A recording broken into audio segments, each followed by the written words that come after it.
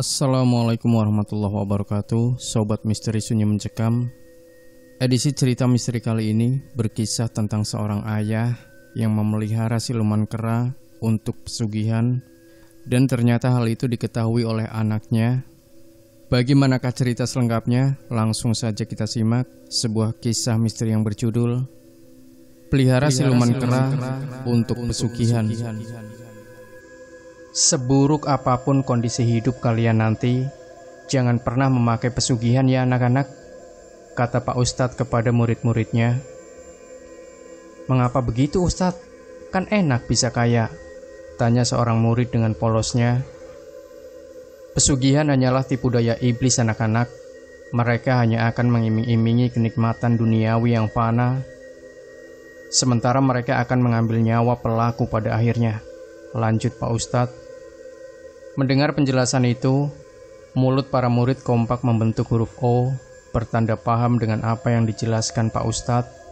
Tak lama kemudian, pengajian sore itu ditutup oleh Pak Ustadz. Para murid lalu bergegas menuju rumah masing-masing. Saat Abi sampai di rumah, ia mencium bau menyan yang tidak terlalu kuat. Sejak kapan ayah suka bau menyan? Pikir Abi heran. Tanpa berpikir panjang, Abi lantas mencari orang tuanya di rumah. Ternyata ibu Abi sedang memasak di dapur, namun ia tak menemukan ayahnya. Bu, ayah kemana?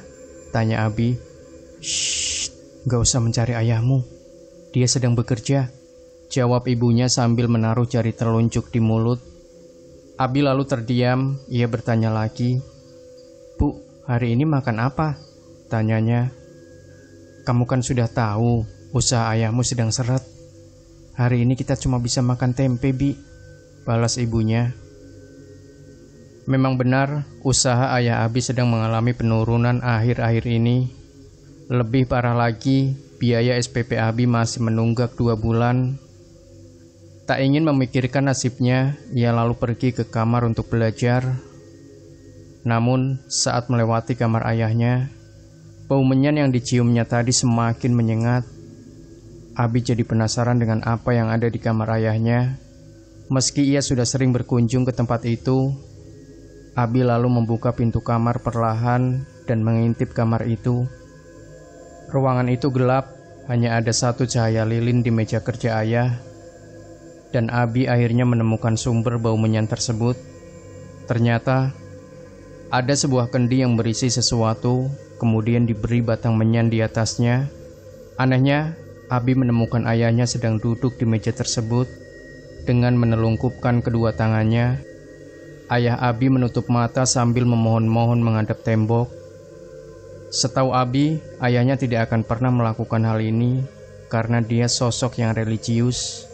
Bahkan ayah Abilah yang selalu mengingatkan Abi untuk tidak meninggalkan sholat dan rajin mengaji. Meski Abi tak bisa memastikan, tapi sepertinya ayah Abi mulai berubah. Beberapa hari setelah kejadian itu, Abi mulai merasakan hal ganjil di rumahnya. Pernah sekali ia mengaji di kamarnya, ada seorang seperti menggaruk tembok. Merasa terganggu, Abi lantas keluar menuju ruang tamu untuk melanjutkan mengajinya. Akan tetapi, suara tersebut kembali muncul. Kali ini di tembok ruang tamu. Ia mulai ketakutan dan mencari ibunya. Aneh sekali, saat ia bertanya apakah ibunya mendengar suara itu, ibunya menjawab tidak. Abi juga diganggu oleh peristiwa lainnya.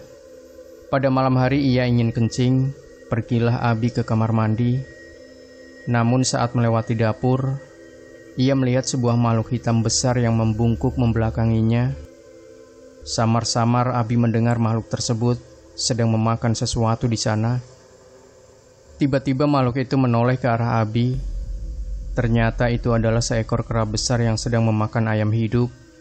Darah segar ayam mengalir di mulutnya.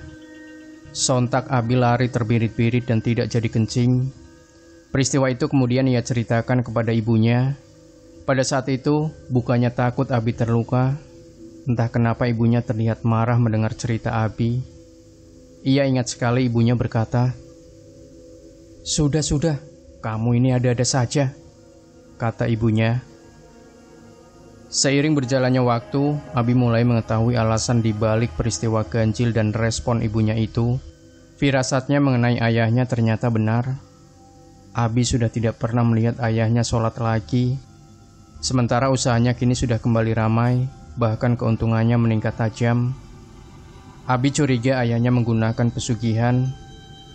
Bisa jadi ia memelihara siluman atau melakukan ritual klinik semacamnya di rumah ini. Saat Abi bertanya kepada guru ngajinya, kecurigaan Abi dibenarkan olehnya.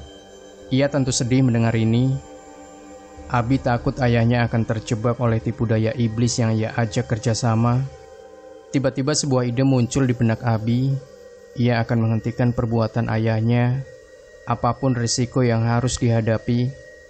Abi lalu berencana mendobrak kamar ayahnya pada malam hari. Saat Abi melakukan hal itu pada malamnya, ia kaget setengah mati, lantaran di kamar ayahnya penuh dengan siluman kera yang dilihatnya di dapur tempo hari. Di dalam kamar itu, ayahnya sedang bersujud kepada gerombolan siluman kera itu. "Ayah, hentikan perbuatan ini ayah, berdosa!" teriak Abi memecahkan konsentrasi ayahnya. Ayahnya lalu bangun dari sujudnya dan menoleh ke arah Abi. Tiba-tiba ayahnya jatuh tersungkur. Badannya kejang-kejang dan mulutnya mengeluarkan busa. Abi lantas berteriak minta tolong. Tak lama ibunya datang dan membawa tubuh ayahnya ke rumah sakit. Abi lalu memberitahukan keadaan ayahnya kepada guru ngajinya. Pak Ustadz lalu datang ke rumah sakit untuk mengecek keadaan ayah Abi. "Maaf nak Abi, jiwa ayahmu sudah dibawa oleh siluman kera itu. Ia disiksa dan dicambuk oleh para siluman itu. Ayahmu sudah jadi pelayan iblis-iblis itu di dunia lain," kata Ustadz. Mendengar hal itu, Abi pun tak kuasa menahan tangis. Akhirnya, sang ayah harus jadi budak-budak iblis di dunia lain. Demikian Sobat Misteri Sunyi Mencekam. Jangan lupa berikan komentar Anda, like, share video ini, subscribe channel Sunyi Mencekam, dan kembali nantikan cerita-cerita misteri terbaru dari kami. Wassalamualaikum warahmatullahi wabarakatuh.